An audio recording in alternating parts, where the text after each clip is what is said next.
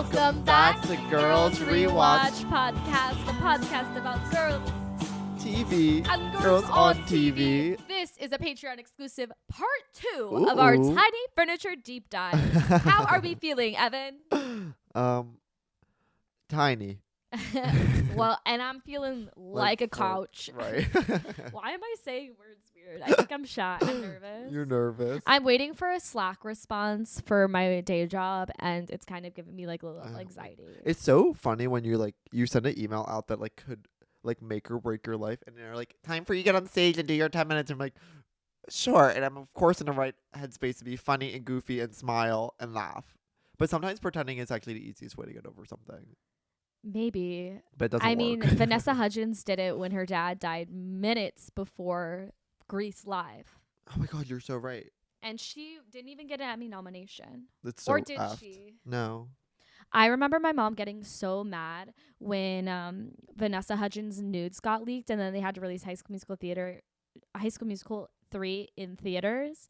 And my mom was like, that bitch is a slut. And my stepmom was like, she's not a slut. That was an invasion of privacy, and it's fine to take naked photos, Amy. And both these women voted for Kamala. That's true. It's beautiful. That is true.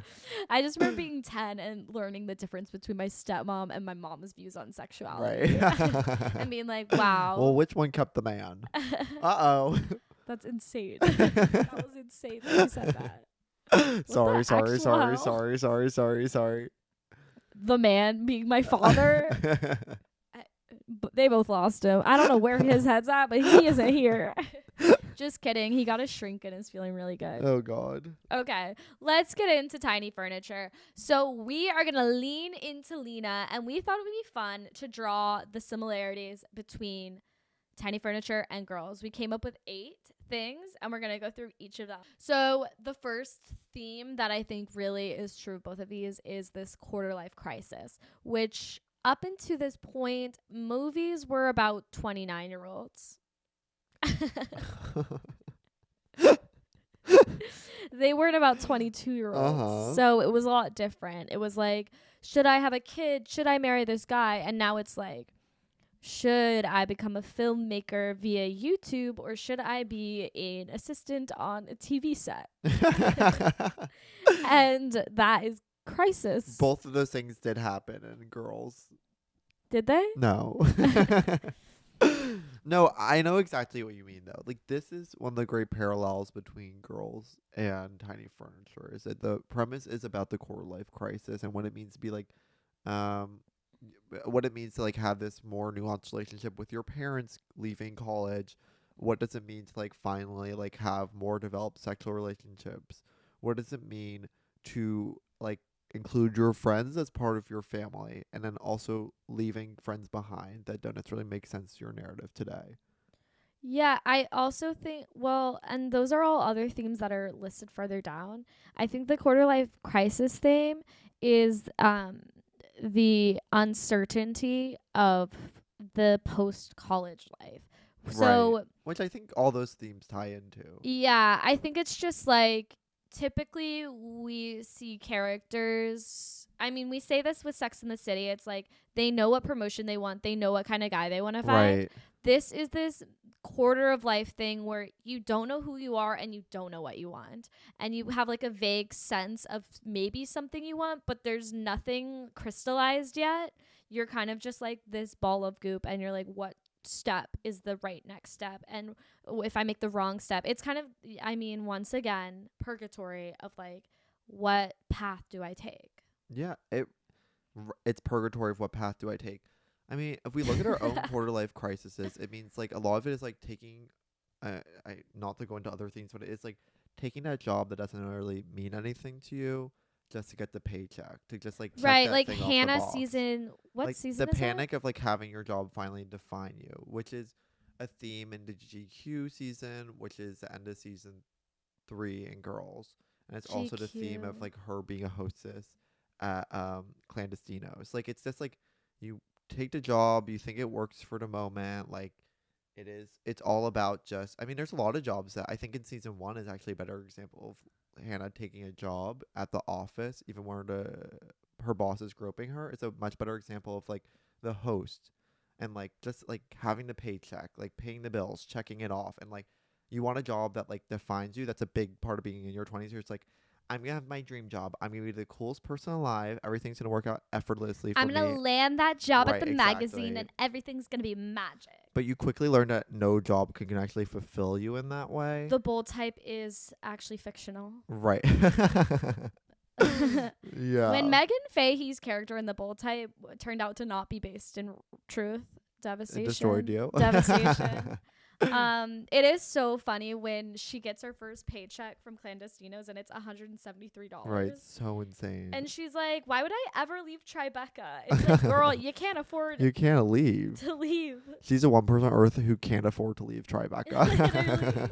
Literally. What a pickle. Right. Pickle for our girl Aura. Which used to be the highest zip code, and I think when this came out, the highest grossing zip code in all of America. Is it not anymore?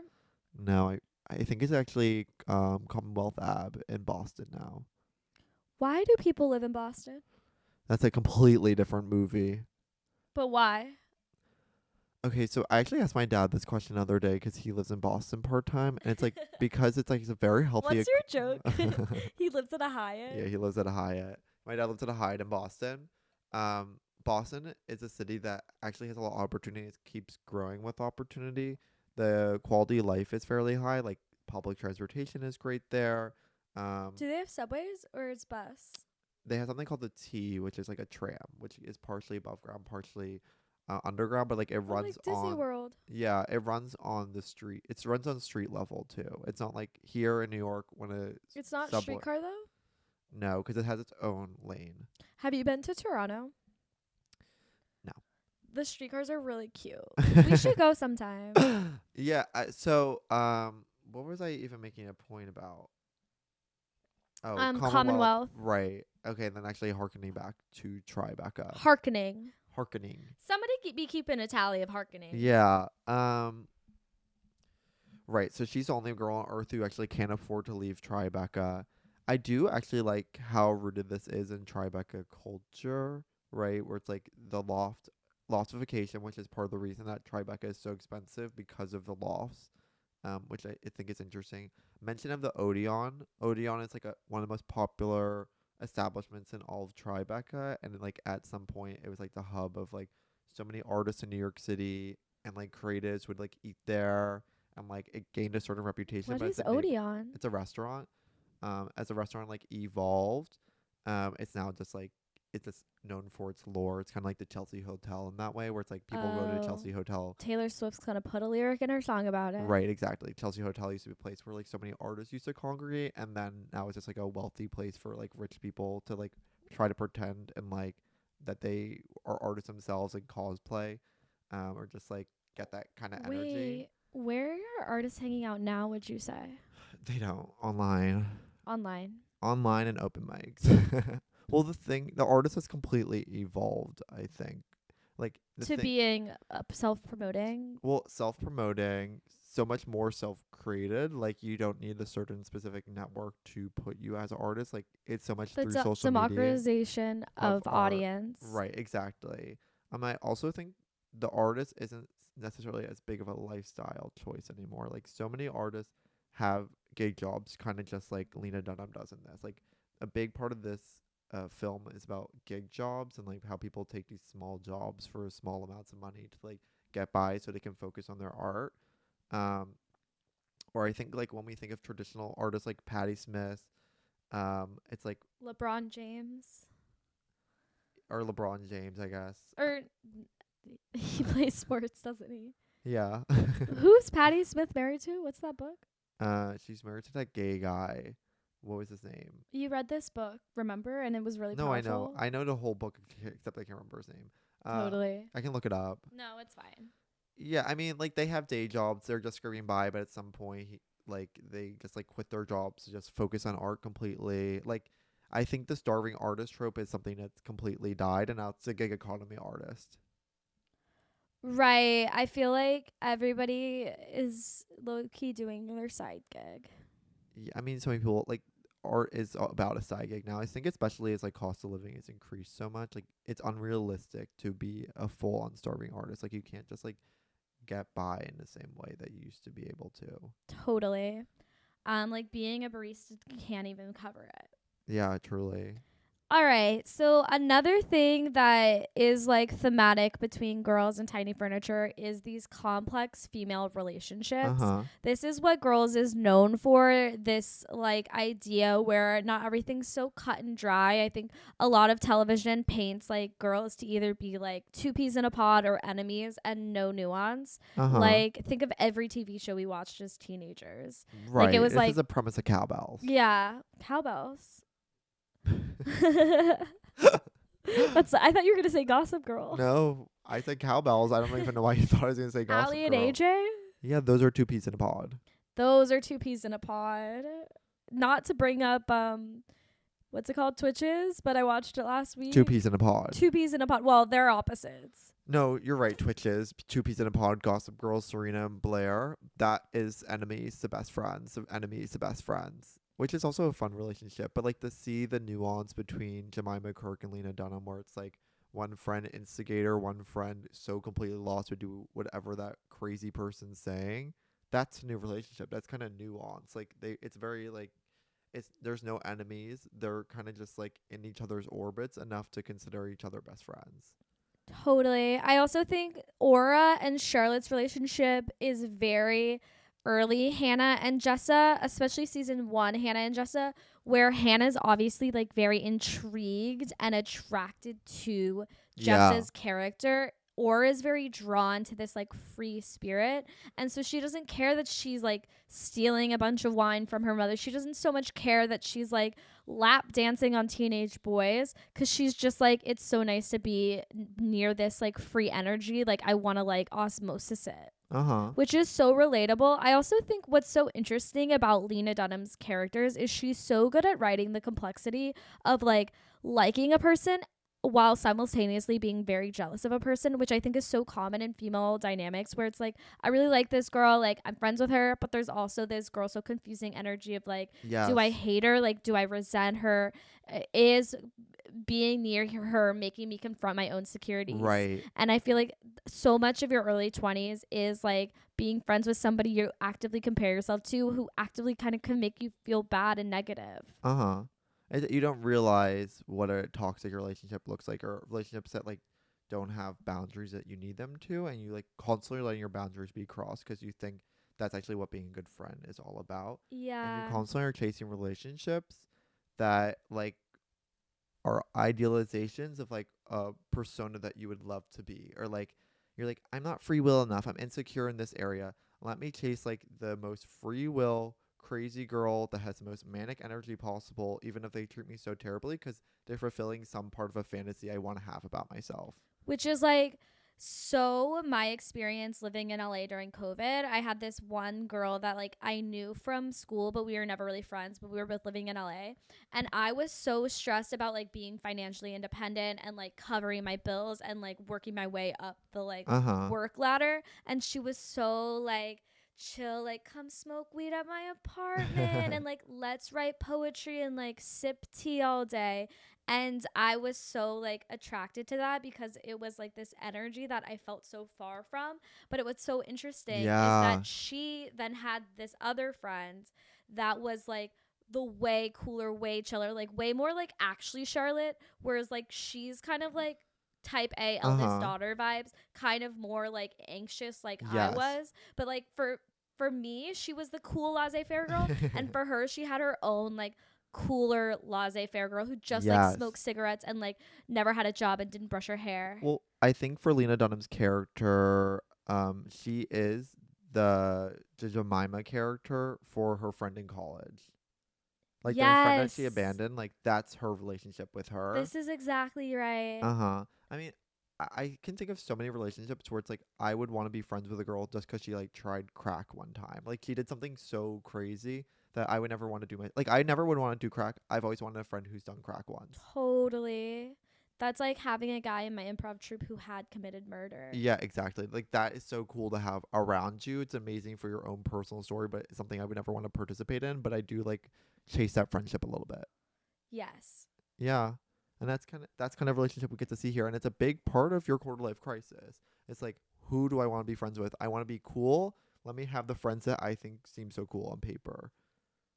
Yes. And this is actually the reason Dime Square was created. This is the reason Dime Scare was created. That is an amazing point, Evan. That is literally what this is about. This is why we have Dime Square. It's like this There is exact relationship we're there talking is a about. domino effect that we could trace back. Yeah. Okay, a huge similarity between Tiny Furniture and Girls is also this parent-child tension. I think Girls is incredible. Something we're missing in Broad City is this tension between like growing up and feeling like, Well, especially season 1. especially season 1. We get I a little mean, bit more of it as the show goes on. Broad City or Yeah, we get a lot more parent relationships with Alana and Abby after season 1. yeah, that's true. That's true. But I think it's so interesting the way Lena writes the adults, her ability to kind of be aware of her mother's whole thing. Like I'm thinking of writing this movie when you're 22. Like when I was 22, I was so like mad at my parents and like so much like unprocessed emotions from my childhood that I don't think I would have the wherewithal to like be able to write serious character the way Lena was able to write her mother. Like for her to understand her mother at such a young age while understanding herself to be in opposition with that at this chapter in her life, I feel like is very she's so fucking Well, genius. I think it's because she has OCD. Like, because she has OCD, she spent a lot of time in therapy growing up, and she spent a lot of time becoming self-aware about herself, and then becoming self-aware about the people around her and her relationships with them, and that is really reflected in Tiny Furniture and actually all of her writing. Like, she had to confront her own personality at a much younger age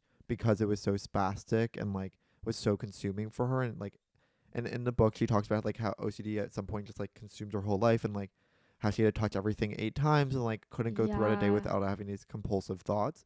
And I mean, I see this in a lot of my friends with OCD, where it's like they actually are very, if they get treatment and like take the right steps, they are very self-aware people to a point that my friends with OCD aren't. Like they have to spend a lot of time like thinking about their own actions in a way no one else has to. And I think that actually leads to Lena Dunham being a really great writer. And like my friends who have OCD being like very in touch and in tune with their own thoughts. Yeah. Yeah. It's definitely a skill. Yeah. What do you think the decision was? I would be so curious to hear from Lena if we ever get her on the damn couch. To make so like her mom in real life is this artist, Aura, the mom's the artist. The decision to make Ted and Lorraine these like non-artist types, these teachers, like I wonder what the thought process was there and like how that, I mean, maybe she wanted to like heighten that Hannah's like the millennial, like I could do anything, I'm gonna be a big writer like Carrie Bradshaw, juxtaposed with like her parents being like, you should get some normal realistic job. I actually think this is very interesting because I think Tad and Lorraine are the 2 characters and girls that are at least like Lena Dunham's life, right? If we see the relationship you have with Siri, which is like very intimate, the borders between like mother and daughter and best friends are like vague and confusing. But in real life, like Lorraine and Hannah Lorraine have a very specific relationship. Like Lorraine is comforting, she's nurturing, but she's also like steadfast in her way. Sees a very clear border between mother and daughter. Like they're not best friends. Even if they like try to be, it's like it feels awkward and weird and like it's not natural for them. Yeah. Where Lena Dunham does have that very personal relationship with her own mother. Like they are a part of the movie. They're always sleeping in each other's beds. Lena Dunham's sibling slept in her bed every single night until like she left high school. Like they just shared beds every single night. Right. Like they have a very close relationship, and like sharing beds is a very intimate part for Lena and all of her relationships. Like she talks about like when she was in college, like she had in so her many book relationships where she would just like sleep in beds with boys and just cuddle for days and days on end, never even having sex. But that's their really intimate relationship. And like it's so funny to have Alex Karpovsky's character be the guy that like sleeps over but they never kiss. Right. Like Lena's constantly like having these relationships that are like that. But I do think it's so interesting how much this piece of work is like her relationship with her sibling and her relationship with her mother, and then like girls, she's an only child and her and her mom aren't close. It's like such a departure from like how big this seems to her in this life. But I guess it's the focus. They wanted to focus on these 20 somethings and not necessarily like. Well, because she had a sibling in Girls. If Hannah had a sibling in Girls, that would have to be one of the main characters of the film. Or of the show. Of the show, because Lena Dunham wouldn't necessarily know how to write something that like is a detached relationship from one sibling, and that's why you never see any of the character siblings except for Jemima's half sister for like one episode, Right? because like she actually has a really close relationship with her sibling, so it would have to be a whole thing. it would have to be a whole thing. That is so interesting. Yeah. I feel like, I mean, do you ever think like if you were to write a show, like how much you would include your brother? No, not really included. Because I think also part of my relationship with my brother, it's like we both are in our coming of age right now, and like we're trying to figure out where we live in each other's lives. I think like when you're a woman, it's so much easier to like have emotional intimacy with your sibling. But me and my brother are kind of just learning that in a new way. So I don't necessarily know how I'd write it because the story is yet to be told. And there's some kind of lens I could write it from, because I really love my brother. I have so much warmth for him, but like he lives on the other side of the country. 3 hours away. Yeah, that's other side almost. Whatever. Let me be What? Yeah, but like we're not so like I am close with him on paper, but no, we're not like talking on the phone every day. We're not like crossing emotional boundaries all the time and know each other's like every thoughts moves like it feels like Lena Dunham does with her own sibling and mother. I just think like I wouldn't even know what to say. I have 4 siblings and I'm not close with any of them, and some literally live in different countries. Yeah. Or like I see them truly once or twice a year briefly. But well, I actually really love I think it's same gender, and also being in a tiny apartment like forces you to be close with your sibling. Like there's not a place you can go like to escape from them when you're in a small space like that. Like you have to be I close love with one another. The shot in this movie when it's Aura's first night back, and Aura's in her room and Nadine's in her room, and there's an overhead light that splits both of them, and it's just like, oh yeah, like they're crunched up together. They have no choice but to interact. Like they have to talk, which is so cool because my life isn't like that. And that's the power of movie and film. You know what was so interesting about this film when I was doing research on it before we recorded is the idea of like how lo-fi a lot of these indie things seems, or like how basically it's like this film is gorgeously shot. Yeah. So well shot. The camera is amazing. The cinematography is so good that it, I feel like, is able to hold this place as this movie that if the same thing was shot on iPhone, it wouldn't have worked. Do you know what I mean? Which a lot of indie films we know about. Like, I think about our friends who worked really hard on a short film and they like invested all this money in like getting the camera to whatever. And it's like we live in an age where it's like Tangerine was shot on iPhone. Like it's not like so crazy, the idea that it's like use what you have to make as whatever, but it is like you can totally see a difference. Yeah, I do think a lot of the shots are like very student film-esque. Like the wide lens of her in the bathroom is like something someone would submit to like get into film school to begin with. Like that shot where it's like intimate scene in a bathtub while looking through a door. It's like I've created something no one else has ever done before. Where it's like actually they teach it in every single film class, like the wide shot. The wide shot. It is so, not to add a 9th thing because we're even only on we don't even have part 3. Yeah. But interior bathtub begins with tiny furniture. It really does. Like we thought that was a girl's thing. No, Lena knew she wanted to take that turn. No, absolutely. Because what's the scene? It's her in the bath with Nadine's like sitting on the toilet. Well, there's a few scenes of her because it actually happens 3 times. It starts off with her in the bathroom and there's a scene of her like showering, talking to herself. Then it's Nadine and her in the toilet and they're like talking about boys and if she's a virgin or not. Yeah. And then there's a last time where after she has sex in a tube, she goes to take a shower and it's like, I will own you, she says to herself. As she's like almost speaking from third person. Right. I forgot all the like notes of like her self, her journaling out loud. Yeah. Um. Okay, the setting and character of New York City. Yeah, so it does a better job of making New York City a character than I think Girls does. You think? Yeah, and I think the best example of that is the party that they go to in like the first 1/3 of the movie at like one of her mutual friends that she hasn't seen in a while with Right. Jemima's character. Like that felt absurdly New York-esque. It's so New York that you run into your old friend from high school and then you leave the party. Yeah, exactly. It's like the whole reason I moved to New York is because in LA you only go from A to B and it's alone. Uh-huh. And here you can do A to B to C to E to F to G. Yeah. And skip D even.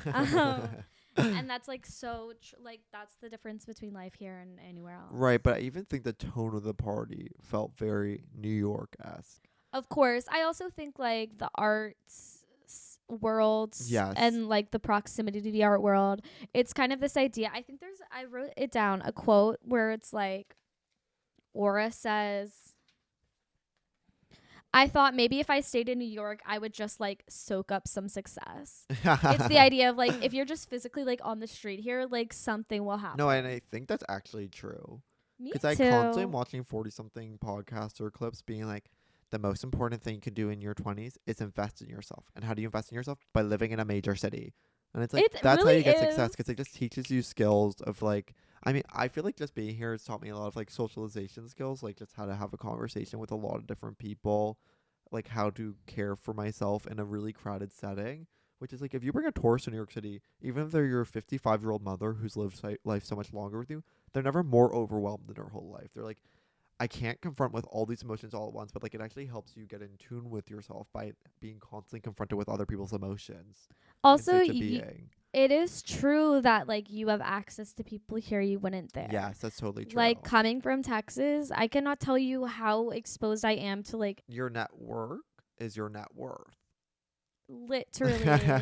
Literally. Write that down. Did you come up with that? I think so. Okay, moving right along, semi-autobiographical tone. So there's something so clearly Lena Dunham. I feel like we've already kind of beat this point with the dead horse. We have. Dead horse? We beat the point with the dead horse instead of beating the dead horse. What game were we playing last night? Salad Bowl. Salad Bowl. But I don't think it was actually called Salad Bowl. It was some knockoff version of Salad Bowl, and they had to change the name for marketing reasons and for copyright. Beating something with a dead horse was one of the cards.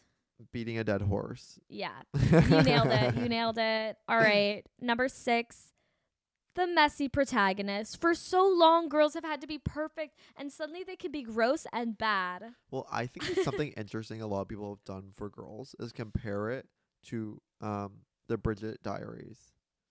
Bridget Jones? The Bridget Jones Diaries. Which, by the way, I've never seen, but I should because I want to know its stance on fat phobia. Right. Like, people say Frances Ha could walk. I mean, Frances Ha could run because Bridget Jones walked first.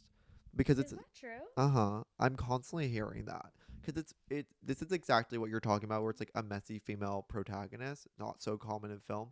Bridget Jones Diaries was the first time you got to see a messy protagonist that wasn't written in a book. Wait, can we watch that next? Yeah. I actually think that'd be a great one to cover. Sorry, I'm just checking in on a Slack thing. Okay. Yeah, I mean, this character's not afraid to be gross. I think like her what do you Well, it is very also Sex in the City of it. Yeah. Like, the thing is, when a woman does messy, it feels so much more right. Than like when a boy does messy. Yeah, right. And I've always thought that of it. By the way, say These are that. your big talking points. That's one of my main things. I'm like, when a girl's a mess, epic. When Right. a boy's a mess, I'll kill him with a gun. How dare they? How dare they? Boys shouldn't make mistakes. I know, they shouldn't. Well, it's like bad for TV. I don't, because when a boy makes mistakes, it's like the economy crashes. The Wolf of Wall Street. Yeah, it's like every film. It's like if a boy makes a mistake, it starts a war. When a girl makes a mistake, it's like you upset the wrong friend today. Yeah, which is life. Okay, Let's talk about I think Tiny Furniture does an amazing job of introducing the ambiguity of millennial relationships. So millennials is kind of still this like generation where women are so empowered to like be financially free and not immediately get married after high school. Like I think they really are the first generation that were told like go out there and like build a life for yourself and then find somebody to join that Well, life. not just build life, but build a life not around family. Like I think the messaging before was like you can have a family and a life, but millennials were told it's like you can have your life and then your family. Yeah. So I think it's like interesting to see how that affects relationships. I think it's like this introduction of like being Uh huh. open, not necessarily defining the relationship, girls wanting to like hook up with guys and not necessarily be like official boyfriend and girlfriends. Like there was this like freedom, and I feel like Tiny Furniture does a good job because Aura doesn't necessarily like want to date any of these guys. She's just like sexually interested in them kind of, but is like whatever. Uh huh. And I think the idea that a girl can feel like, oh, I don't really take this so seriously is like so new, Mhm. especially back in 2010.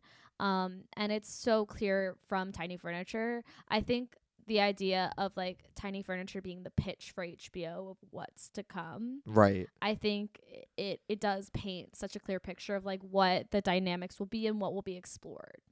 I was reading Reddit before this, and people were like, "This is such a messy production. I can't believe they gave her an HBO show based off this." And it's like, well, the thing about when a media giant's behind you, it's like, yeah, you're gonna turn out a very specific product. Like, this is a great this is more proof of concept. Like, Tiny Furniture is the pilot like that did the pilot that like actually like sent someone to like success. I mean, it's a metaphorical pilot of sorts. 100%. Um, which I think is like, will go off, girl. Well, Absolutely. go off, girl. Sorry. No, I agree. Okay, our last thing is like let's talk about the dialogue. So, I think Oh god, it's so funny. what's so tonally fascinating about Tiny Furniture and Girls is that if you're just walking past the screen hearing it, it sounds completely serious. I Whereas know. whereas like Broad City it's like sketch comedy, like joke, joke, joke, Like joke, joke. Alana's eyes are in the back of her head and she goes, "Yeah." It's Yeah. like the weirdest sound you've ever heard. Literally it's that, and I think why Girls was so misinterpreted or like so hated when it first came out Uh-huh. is because people didn't Well, it realize doesn't have the cues of comedy. people weren't aware of the satirical nature. They weren't able to pick up on it because it is this subtle thing where it's like obviously if you listen to dialogue it's like joke, joke, joke, joke, Uh-huh. joke, but it's presented in such a way where the characters aren't reacting as if it's a joke, so it feels so like realist. It's so well written. So You well watch this written. movie and you're like, Quick. this is an amazing I think writer. it's quicker than Girls even. It's so Like the fucking jokes are good. back to back to back to back to back to back. I mean, Every Girls line was is fun. like that. I don't think we need to say that it's better than Girls. I genuinely was watching it. It's like I think parts of this are stronger than Girls. I think Girls is a incredible No, masterpiece. of course it's one of my it's, so well written. You know it's but I don't think a TV show could ever do Every this. episode of Girls were like, this is so well written. Right, To but- take that back right now. I'm pushing back. I'm pushing back. Maybe I haven't seen Girls in about 3 weeks, so I had to go remind myself. We've taken like a 3-week Yeah, break so from I watching really need Girls. to go rewatch Girls again. We forget how powerful it was. But yeah, But this leads into the edgy a little bit more. Like I think it's a little bit darker tonally than Girls is as a show. Where Girls, I think it's like there's more playful more character. hope. There's more hope. There's some more like playful offbeat Levity. characters, levity. And this film, it's like it's a dark comedy. There's no Shoshana here to kind of No. like brighten the mood to bring us home. Exactly. Yeah. There's no comic relief. Well, let's get into some of the quotes because I wrote down a bunch that I loved. Okay, this one is so it could be a girl's quote, or it says, "I'm just having a bad life. It'll be over eventually." It's like Hannah on her worst day. I'll give it a laugh rating out of all of them. A laugh rating of all of Yeah. them. Okay, so that was 3 out of 5. Charlotte says, "You look like a future pedophile in this outfit, but in a cute way." I don't like that one so much. 2 out of 5 because you know what? I don't love the word. I don't like the word pedophile used in a comedic way. I know, me either. But Yeah. it is very much a precursor to when Jess is getting ready to babysit or nanny, and Uh-huh. Shoshana looks at her and is like, "Hey, like, why are you dressed like a sex girl?" Yeah, By exactly. the We way, were a lot. Well, it's like Broad City where they constantly make jokes about homeless people. Where it's like that's not funny. We have to be a little bit more sensitive than that. yeah. I don't know where I'm going, but I know I'm going somewhere. Beautiful. I think you have sometimes quotes have to be tonal, in order to get the funny. But like as an actual quote in my life, 2 out of 5 funny, 5 out of 5 I inspirational. didn't really write down just like funny quotes. Some were just like Well, dramatic. I'm gonna still laugh. I will tell you my Okay. laugh rating on all of Okay, them. okay. I love Aura's mom literally when she's like so sad and like I don't want a job and whatever is like you went to college for this. It's like, "Oh, you studied film and now you're just going to like be sad in the I corner of my know. home." Like it's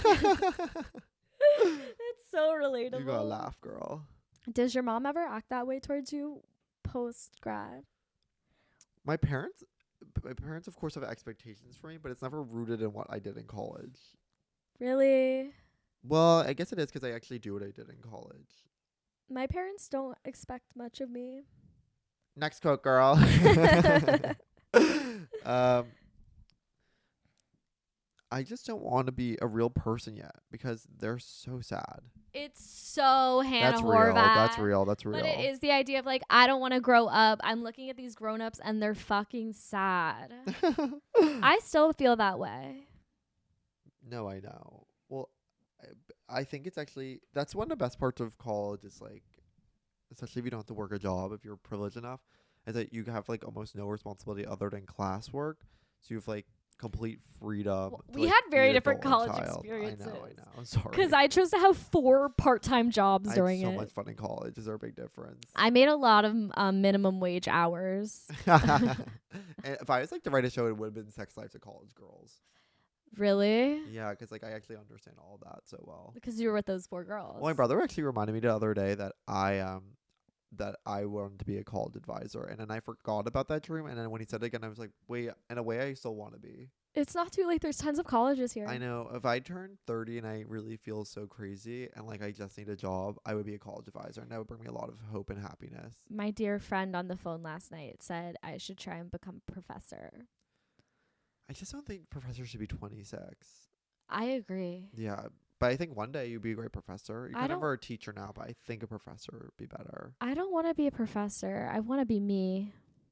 This is a really selfless act on your part. I've always wanted a fan who would just take me in. Okay, so Alex Karpovsky's character Jed says this when Aura's like, "You can live at my house for the week while my mom's gone." To It's have a fan so when you have 14K views on YouTube is so funny. That the would do audacity anything for you. when Jed kicks or when Aura has to be like, "Jed, you have to go." And he's like, "It's just really not cool how you're doing this." Like I know. it's so insane to watch that scene and not be filled with rage at the audacity of man. Like I actually become so upset. You're allowed to be. I immediately need to like go for a run and listen to Taylor Swift's The Man. You're allowed to be. Thank you. Okay, wait. This quote, I just need time to figure things out and have fun and be young and irresponsible. Is that so crazy? It's so I'm busy. I have a work and then a dinner thing and then I'm busy trying to become who I am. It really so is. Totally the same. Okay, I'm done with that one. I don't like that one. Okay. Aura says, played by Lena Dunham, my mother is an artist who takes pictures of tiny furniture. It's deeply ironic. What's ironic about that? I don't know. I think we need context for that one. Laurie Simmons says, your generation is so entitled. We didn't have the luxury of time to find ourselves. Now, I really do think that is true of this generation of women. I've literally had conversations with both my stepmom and my mother about this, where my stepmom tried watching Girls and hated it because she was so resentful that these girls like had the freedom to like explore and make mistakes and not like decide their life path. Well, it feels very European. Yeah, she was just like, oh, this isn't like an opportunity I have, so I'm resentful of watching these girls like royally screw it up. Well, wanted to dig this distinctions between Europe and America is that they give people in Europe time to be like playful. Like in Spain, my friend was telling me that they don't cut off kids until they're 30, and that's like a really traditional thing to do Mm-hmm. because it's like it's not on them to like fully be part of society. Like the parent usually takes care of the child until 30, which is, but in America it's like you have to be self-made as soon as possible. And I think one of the big interesting things is in Europe you get time to figure out yourself, but there's less opportunity to like do what you want with that. Where in America it's like you have so much more opportunity to do with what you want in your life, but you have less time to figure that out. It so sucks. It so sucks. It's really bad. Like that we have to decide everything at I 12 know, years I old. know, I know, I know. Should we take AP or IV? IB? I don't. Is that ibuprofen? Are you talking about the college class in high school college? What? Jemima Kirk's character. I would totally rather be a weird person than an ordinary person. Say it, girl. She went there. It's like my life is one big rejection letter. Now, you were really feeling Well, that this is way like- last Friday. Well, I was just thinking that's like what it feels like to be a gay person. Or it's like, I'd much rather be gay than straight. Or it's like, that's Oh, the yeah. same. Weird is just another word for gay often. That is so Or real. it's like weird girls should be let into the LGBTQ community. And they are. Yeah, they should be. And they are. We've let them in, I think. You're one of those people who doesn't want to do anything but just wants to talk about it.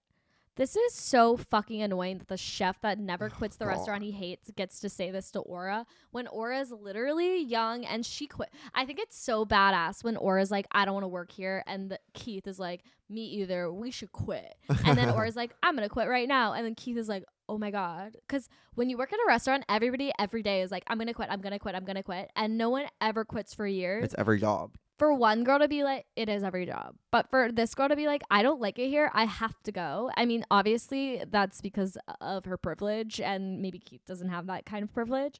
But it is like cool. It is cool. Are we at the end of our rope? Yeah, I'm so tired. Are there any other quotes you liked?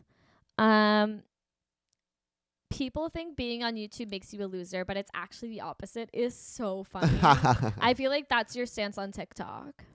It is. It is. Because here's the thing. We know so many creatives, comedians who are very funny, but they refuse to put themselves online because they think it like destroys the aura of their work, which they're not wrong about. It does. Like it takes away something. Like comedy is so much better experience live.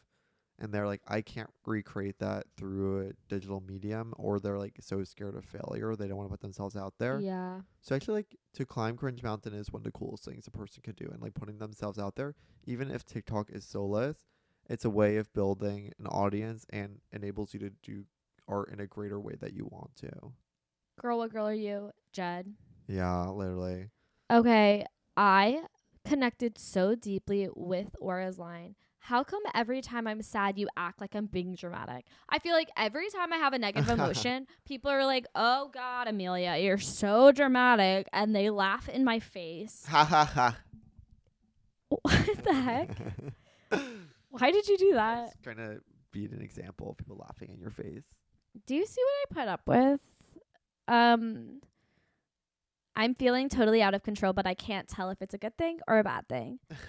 Literally me last week. It is. Like, this girl speaks how I feel. The line that Jemima says, I just wish my life felt like it was happening in a more epic way, you know? I feel like this is so the experience of, like, when I look back on the last year of my life, I'm like, so many cool things have happened. But when I am here every day in my life, I'm like, why is everything so boring? Why does nothing ever happen? Like, why do I feel so bored and like nothing cool ever happens? 'Cause that's a sign of depression. Okay, yeah. My Prozac's going to hit soon. It's going to hit soon. I wish I saw this when I was 22. I think it would have hit in a more specific way, but I did enjoy watching this as a 26-year-old.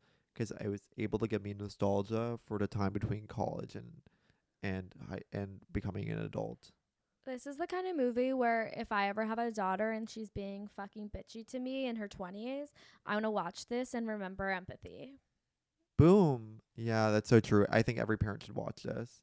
I think my mom should watch this whenever she's mad at me. I think there should be required watchings for so many adults, like to understand what it's like to be in a 22-year-old's head, or like truly at any age. Like, thank God we have media to share perspectives of children. And what this does a really great job of, especially because Lena Dunham is 22, but she's also very articulate, that she's able to tell a story from a really, really specific view because she's living it in the current moment.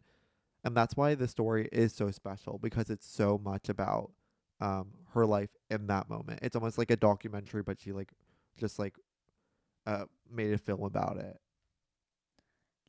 Literally, I think that, and she couldn't make it today.